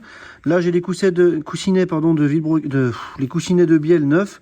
Je vais installer les coussinets supérieurs et inférieurs aussi sur les paliers. Et puis je vais installer les pistons avec le tierçage de cylindres, enfin de segments. Enfin, je ne sais plus parler, bref, ça fait toute la journée que je bosse sur ce moteur. Encore une fois, je ne filme pas, je l'ai déjà montré plein de fois. Et je préfère vous montrer des trucs un peu spécifiques à ce moteur, juste après. Donc c'est parti, on se retrouve quand les pistons sont dans le moteur. À voir si je fais le plastigage des bielles ou pas, ça on verra juste après. J'ai remonté les pistons bielles à l'intérieur avec les coussinets neufs. J'ai changé aussi les vis de bielle. La seule différence qu'on peut voir là, c'est du torx femelle, on va dire. Et là, c'était du 9 mm en 12 pans. Mais sinon, la longueur, le diamètre, la résistance, c'était les mêmes. Pour le serrage de ces vis, c'est 5 Nm, ensuite 10 Nm et ensuite 130 degrés. C'est pas serré très fort pour des vis de bielle, mais bon, tout est un petit peu miniaturisé sur ce moteur. Donc là pour ça c'est bon. Maintenant ce que je vais faire, c'est que je vais remonter la pompe à huile ici avec le pignon de chaîne, la chaîne, la tôle. Enfin bref, je vais faire un petit peu le remontage de ce qui va dessous. Et ensuite on pourra passer par au-dessus pour la culasse. Pourquoi j'ai pas démonté, pourquoi j'ai pas changé les coussinets de vilebrequin? Alors pour changer les coussinets de vilebrequin, comme on peut voir, les paliers ils sont intégrés ici dans la pièce qui fait partie du bloc moteur un petit peu. Donc là il y a toute cette zone qui se dévisse. On peut voir qu'il y a des petites vis tout le tour. Ici il y a des petits caches à faire sauter pour enlever le palier qui reste du vilebrequin. Les coussinets de bielle étaient en bon état. Je les ai changés parce que voilà, je les ai trouvés. Et vu que les bielles étaient tordues, j'avais peur qu'ils aient pris un coup, étant donné que c'est déporté par rapport à l'axe du vilebrequin. Bref, pour ceux qui connaissent, vous me comprenez. J'ai pas démonté parce que j'avais pas envie de remplacer toutes ces vis, parce que ces vis, quand il faut les changer, enfin quand on les démonte, il faut les changer. Donc j'avais pas envie d'y changer. J'avais pas forcément envie de changer les coussinets de vilebrequin non plus. Et de toute façon, c'était un petit peu plus difficile à trouver que les coussinets de bielle. Donc là, pour moi, c'est bon comme ça. Je vais remonter, comme j'ai dit, la pompe à huile et on se retrouve au-dessus. Enfin, je vous montrerai. Et ensuite, on passe à la culasse, au remontage de la culasse sur le moteur. Donc j'ai remonté la tôle anti-barbotage, 4 vis à 10 Nm. J'ai remonté la pompe à huile avec le serrage des vis. C'est 10 Nm, puis 25 dans un certain ordre. C'est d'abord celle-ci, et ensuite celle-là. Vous faites comme vous voulez. Donc 10 et ensuite 25, pas besoin de changer les vis. La vis du pignon, je ne l'ai pas défaite, mais normalement, si on l'a défait, il faut la changer, donc faites attention. Ensuite, j'ai remis l'électrovanne. La vis de l'électrovanne, ici, 8 Nm, les petites vis ici, 4. J'ai refait passer le câble comme il faut, et le petit truc en plastique qui le tient. J'ai remonté aussi la jauge température d'huile, ici, 27 Nm. Bon, vous pouvez serrer aussi comme vous avez envie, je vous dis juste les préconisations du constructeur. Je vais retourner le moteur, et puis on peut passer par-dessus pour s'attaquer à la culasse. Ensuite, sur le dessus du moteur, j'ai mis le piston 1 dans le sens du remontage. C'est-à-dire que quand je vais me mettre sur le repère, c'est le piston 1 qui va arriver en premier en haut et pas le piston 2 et 3. Ça me permet d'éviter que les soupapes rentrent en contact. Bref, on s'en fout. Maintenant, il faut changer, enfin, il faut mettre le joint de culasse. Donc l'ancien, c'est celui-ci. Ici, le petit trou qu'on voit au milieu, c'est avec ou sans perçage. Quand il y a un perçage, c'est une épaisseur de 1,03 mm. Et quand il n'y a pas le perçage, c'est une épaisseur de 1,34 mm. Moi, j'ai pas rectifié le moteur, j'ai pas rectifié la culasse. Donc, il me faut un joint de culasse avec un perçage, théoriquement, de 1,03 mm. Donc, j'ai un joint de culasse tout neuf, avec le perçage ici. Malheureusement, ici, quand on regarde sur la fiche, il fait 0,9 mm. Donc j'ai presque un dixième, un peu plus d'un dixième de différence. Malheureusement, j'avais pas trop le choix. C'était que ça qui était à vendre. Même celui qui a pas de perçage, il est difficile à trouver. En tout cas, pas en L-ring. Bon, ça ira très bien, je pense.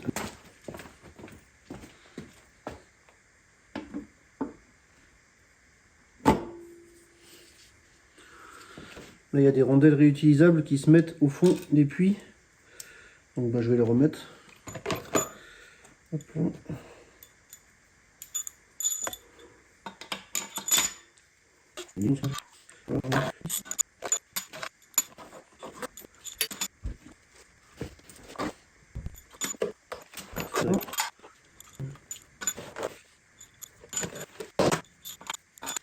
Ok, donc je vais comparer ça avec la RTA.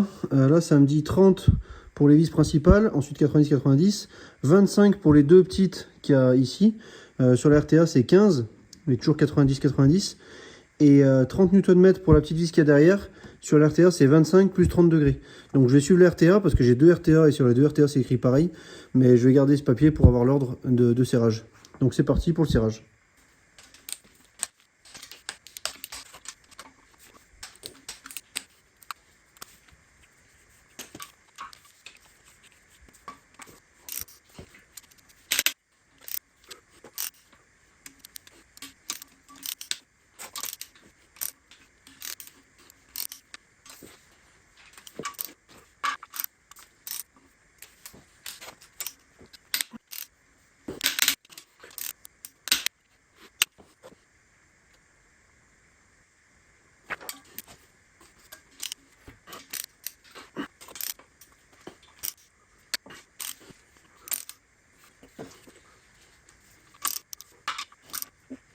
Et voilà, ça sera bon pour le serrage de la culasse en espérant que ça tienne cette fois-ci.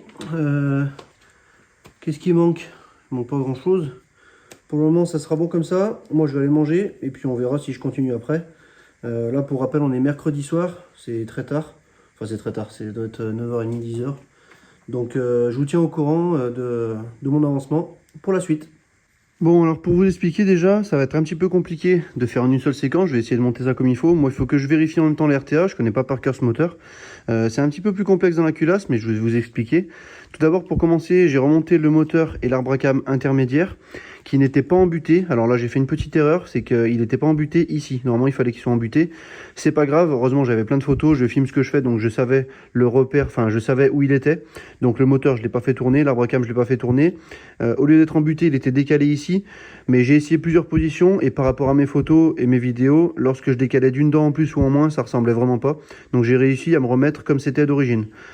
En fait, ce que j'aurais dû faire avant de démonter l'arbre à cam, je me suis un petit peu trop précipité, c'est que j'aurais dû utiliser une clé Allen comme ça de 4 mm.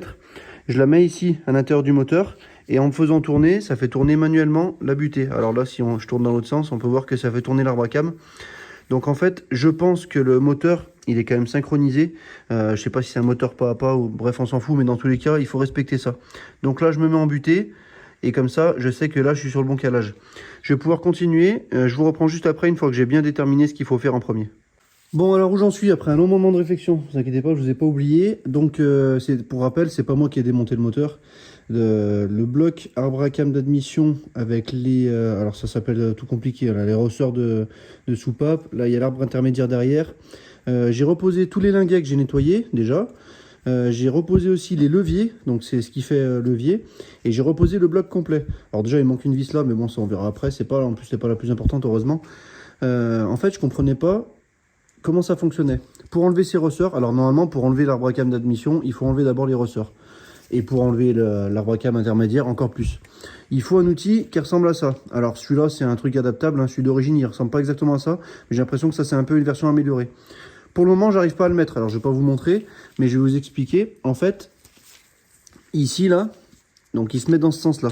Je vous montrerai après un peu mieux. Il se clipse, donc les crochets qu'il y a en haut ici, il se clipse ici dans le ressort, comme ça, tac. Et ensuite, ici, les deux pinces, donc comme on peut voir qui ont un petit peu une forme de V, elles viennent se prendre sur les tiges du ressort ici. En faisant levier, donc là, l'outil qu'on peut voir, il se pince. Je vous montrerai mieux après, vous inquiétez pas. Il se pince et ça permet de détendre les ressorts. Et en même temps, il y a un trou ici pour pouvoir dévisser la vis du dessus. Je comprenais pas comment ça fonctionnait parce qu'en fait l'outil, les pinces elles passent pas. En plus les ressorts ils étaient plus écartés que les pinces. Je me suis dit l'outil est mal foutu, c'est pas possible. Bref, j'ai réfléchi un long moment et en fait j'avais aussi remarqué que les leviers ils avaient du jeu. Je comprenais pas pourquoi. Là je sais pas si ça se verra mais le levier il a du jeu. Et en fait bah, c'est tout bête, les ressorts doivent s'appuyer par-dessous les leviers. Donc quand ça a été démonté à mon avis il a pas eu peur que ça lui saute à la gueule. Et en fait il aurait fallu l'outil pour démonter ce système. Alors moi dans tous les cas j'ai remonté les paliers. Donc là, pour serrer, il y a un ordre. C'est 1, 2, 3, 4, 5, 6, 7, 8, 9, 10. Enfin, avec les deux vis, quoi. Bref, j'espère que vous avez compris. Sinon, vous trouverez facilement les informations sur Internet. Ce qu'il faut faire, du coup, c'est qu'il faut que j'arrive à redresser ces ressorts, les passer...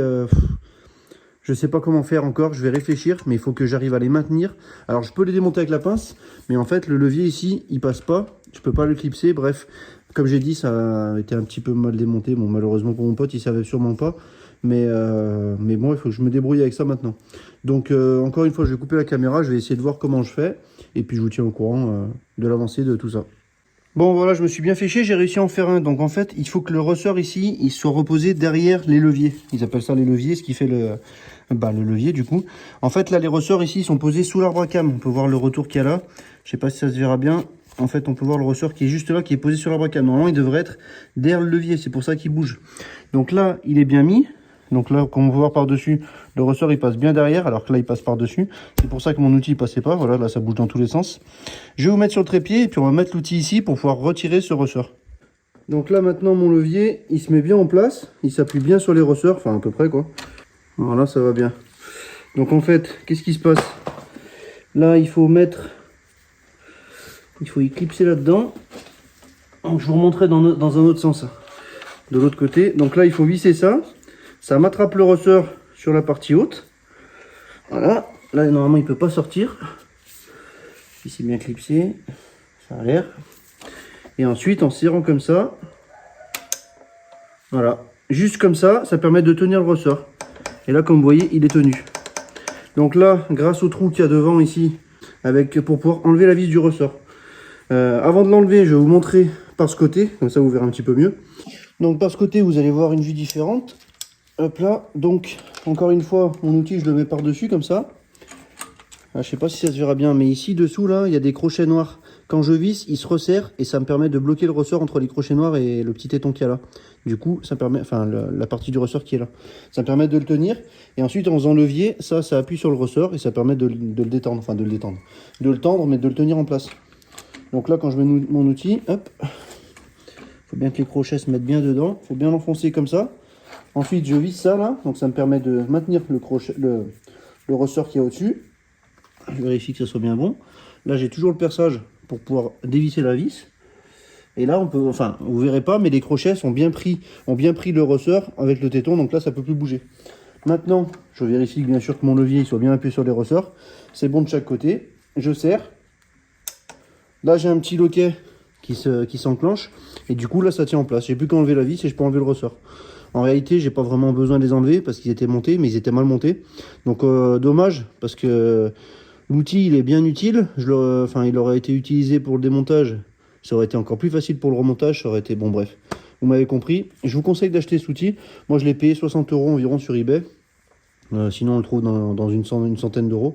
C'est une personne en commentaire qui m'avait dit de le prendre d'ailleurs. Bon, je pense que j'aurais pu m'en sortir sans parce que vu que ça n'avait pas été démonté, bref. Vous m'avez compris, mais au moins vous avez vu le système. Donc je mets en place les 4 autres. Je vérifie que tout soit bien en place. Je vais vous montrer aussi pour le démonter, comme ça sera plus simple. Puis de toute façon, ça sera fait. Donc je vais démonter cette vis et puis on regarde ce que ça donne. Donc là, je démonte juste cette petite vis là. Voilà, j'ai la petite vis. Et ensuite, avec l'outil, ça nous permet de démonter le ressort. Alors là, voilà, là, il y a les leviers qui gênent. Mais bon, bref, ça permet de démonter le ressort. Je pense qu'on peut... Comment on passe là? Voilà, juste comme ça en fait. Donc voilà, je sais pas si ça se verra bien. Le ressort, il est maintenu dans l'outil. Vous ferez pause si vous n'avez pas le temps de voir. Et du coup, ça permet de l'enlever sans se le prendre dans la gueule. Et ça, c'est une bonne nouvelle. Bon, maintenant, je vais remonter tout ça. Ça me permettra de vous dire le couple de ça. Et puis ensuite, hors caméra, je vais essayer de remettre les 3 autres ressorts en place. Je vais bien me faire chier parce que déjà que j'ai mis au moins 10 minutes pour celui-là. mais c'est pas grave, c'est ça la mécanique. Et là pour la vis, c'est 10 Nm, donc c'est pas très fort. Voilà, là elle est serrée. Ensuite, je resserre, j'enlève le loquet, hop. Ça se met en place, je dévisse ça.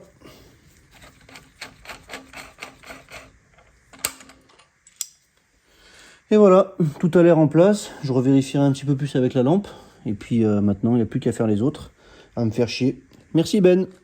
Bon, finalement, dans le but de trouver une meilleure solution pour les 3 autres ressorts, je l'ai démonté et je l'ai détendu, je l'ai enlevé de la pince pour voir comment il se détendait. Si, admettons, j'enlève l'arbre à cam, est-ce que le ressort, il va se barrer, il va me sauter à la gueule, ou est-ce que ça serait possible?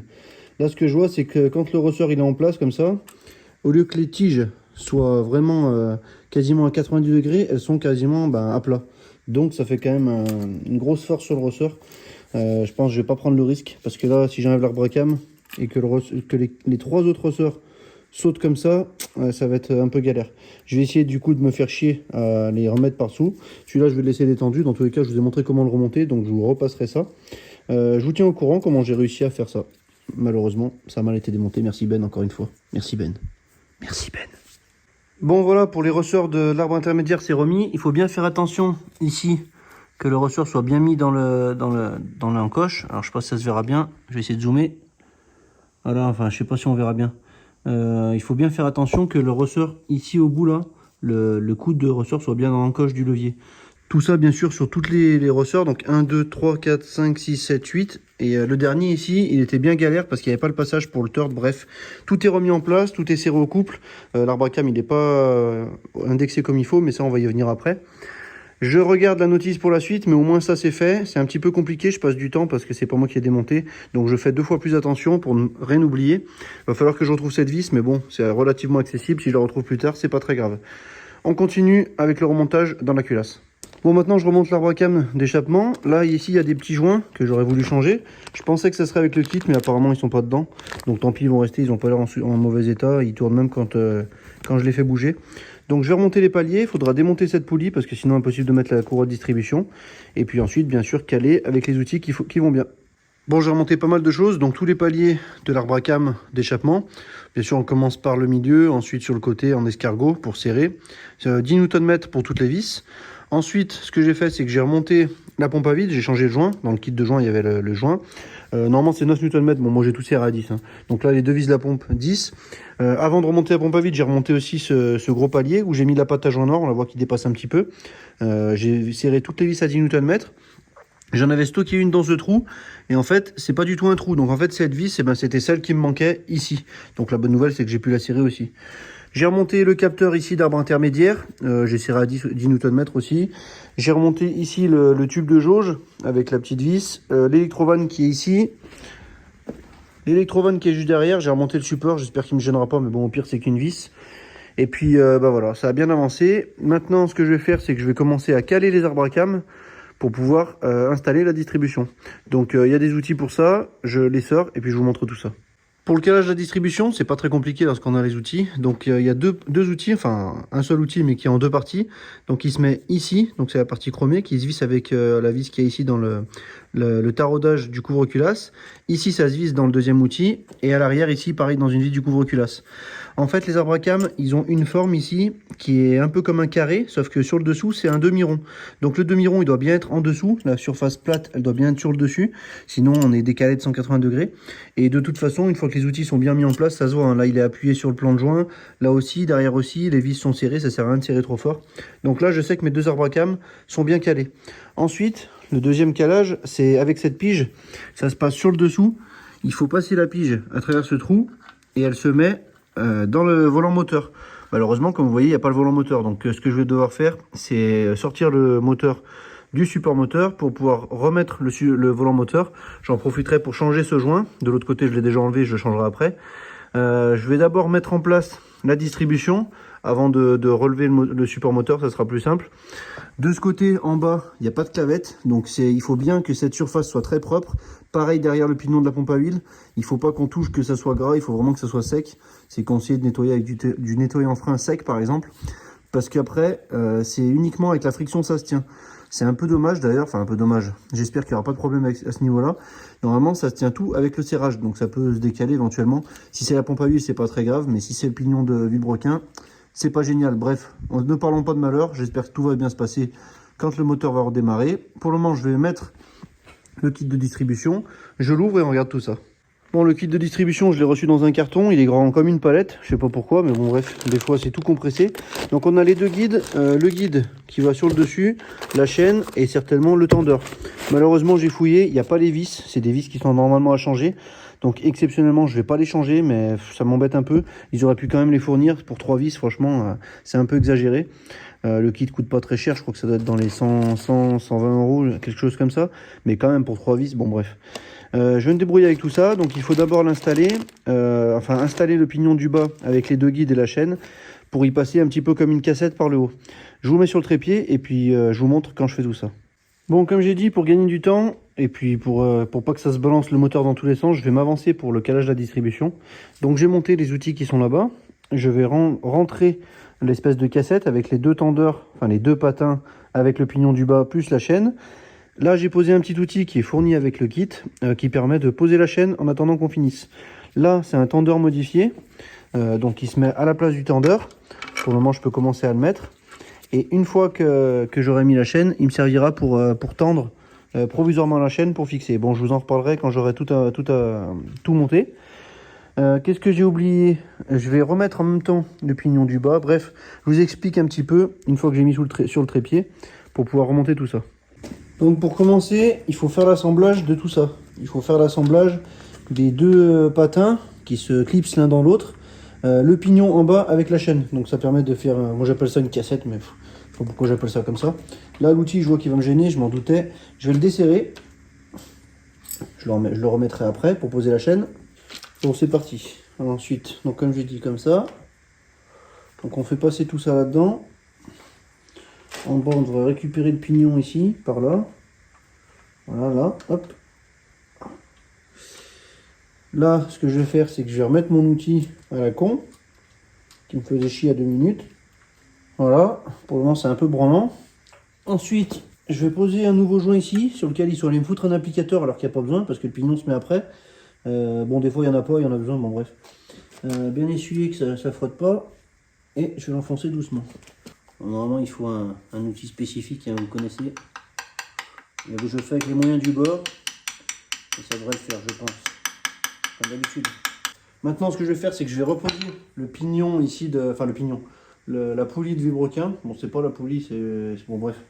Vous allez voir ce que je ramène avec la vis que j'avais déjà avant, parce que j'ai pas les nouvelles, malheureusement, mais il faut la changer. Donc vous la changez, moi je la change pas. Donc comme je dis depuis le début, en nettoyant frein. Faut pas que... Bon, je vais pas en mettre là-dedans, j'ai déjà nettoyé. Il faut pas que ça soit gras du tout, parce que sinon ça tiendra pas. Voilà, donc quelque chose de bien sec, bien propre. Pour maximiser les chances, déjà qu'on change pas la vis, n'est-ce pas Manu? Ah merde, Manu, c'est bon. Bon, bref. Je vais mettre la poulie.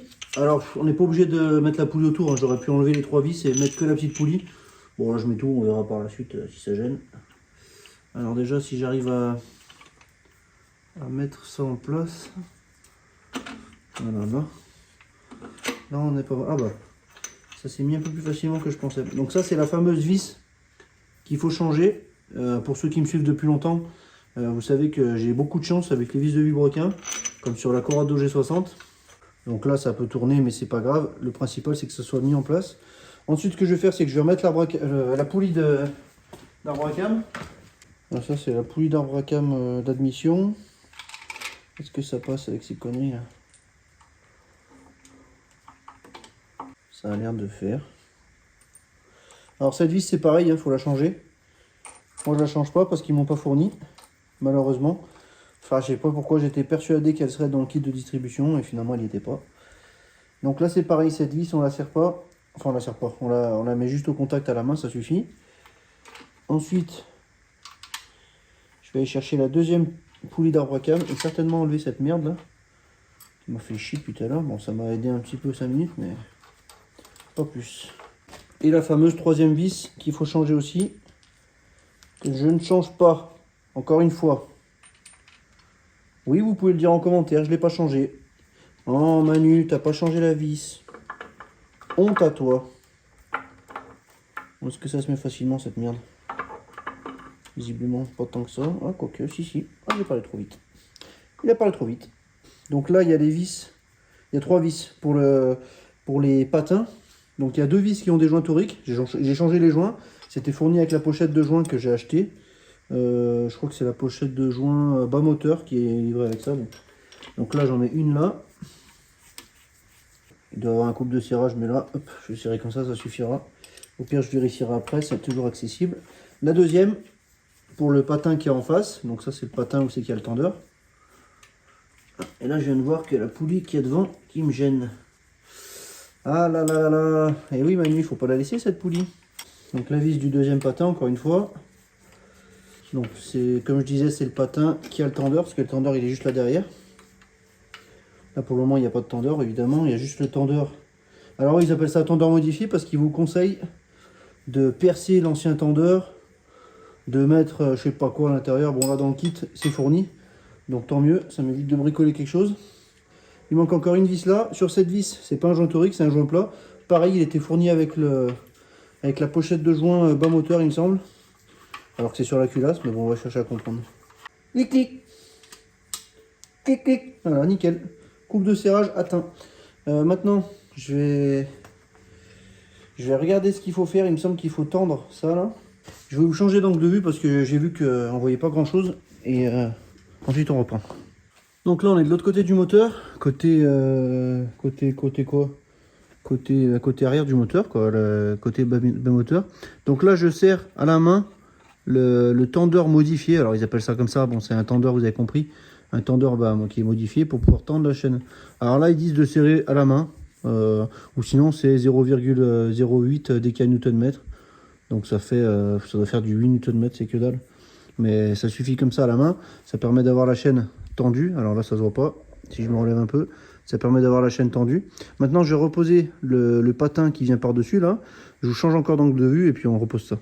Donc là, on remet le patin supérieur qui va juste là. Donc là, ça permet déjà d'avoir la distribution qui est bien montée. Maintenant, ça peut tourner indépendamment de l'arbre à cam, ça aussi, et ça aussi. Donc théoriquement, il faut serrer d'abord la vis du bas. Pareil, je redirai le couple après. Ensuite celle-ci, ensuite celle-là, dans le sens des aiguilles du montre, on va dire. Je voulais serrer éventuellement les arbres à cam avant, étant donné qu'ils sont calés, et pour éviter que le moteur bascule, mais ça risque d'être un peu galère. Je vais remettre la deuxième patte comme ça de l'autre côté, et comme ça je pourrais lever le moteur pour changer le joint de l'autre côté, remettre le volant moteur et pour pouvoir piger le moteur en place. C'est dommage d'avoir les outils de ne pas pouvoir s'en servir, donc autant remettre le volant moteur. De toute façon, je sais pas comment je pourrais faire d'autre pour bien caler tout ça. Le joint, il disait de le monter éventuellement après, donc je comprends un peu mieux le principe de l'applicateur qu'il y avait. Bon, c'est pas grave, hein, ça fait très bien comme ça aussi. Et puis ensuite je pourrais finir de remonter le reste, mais dans un premier temps il faut déjà serrer ça. J'ai remonté le deuxième support pour pouvoir lever le moteur et finir la distribution, mais en fait j'ai changé d'avis parce que si je remonte le moteur, alors je vais décaler pour le serrage des vis, c'est pas gênant pour le moment, ça sera on va dire un stand-by. Je vais profiter de remonter le moteur pour mettre d'enlever le moteur de la grue pour mettre le volant moteur, mais une fois que le volant moteur sera mis, le moteur il sera en l'air et je me ferai chier à le remonter. Donc ce que je vais faire, c'est que je vais remonter tous les accessoires qui sont autour, bien sûr qui me gênent pas, pour la distribution. Il ne devrait pas y avoir grand chose qui me gêne. Donc tout ce qui est à l'avant du moteur, à l'arrière du moteur, le collecteur d'admission, tout ça, on va voir pour régler tout ça. Bien sûr je peux pas remettre le couvre-culasse, c'est une évidence, mais je vais essayer de remettre un maximum de choses. La pompe à eau, le support de filtre à huile qui vient ici, bref, je vais essayer de remonter un maximum de choses. Je vous dirai les couples une fois que c'est remonté, ça nous évite de perdre trop de temps. En plus je parle beaucoup, je sais. Donc je vous retrouve dans quelques instants. Et ben non, finalement on se retrouve pas dans quelques instants, on se retrouve dans une prochaine vidéo parce que la vidéo elle est déjà bien trop longue. J'ai encore au moins autant qui arrivent dans le même sujet. Donc je vous ferai une partie 2. J'espère que ça vous aura plu. N'hésitez pas à commenter pour me le dire, à laisser un like. Et n'hésitez pas aussi à aller voir mon petit mécano, c'est le site que je vous ai dit. Je vous mets le lien en commentaire épinglé, en description. Je vous l'écrirai ici aussi. Et j'ai une bonne nouvelle, c'est que on m'a donné un code de 10% de réduction à partir de 60 € d'achat, avec les frais de port offerts aussi également.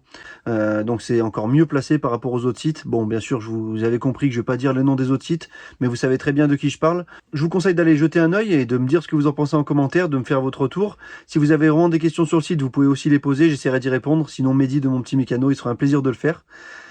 Je vous dis à bientôt dans la prochaine vidéo. Salut!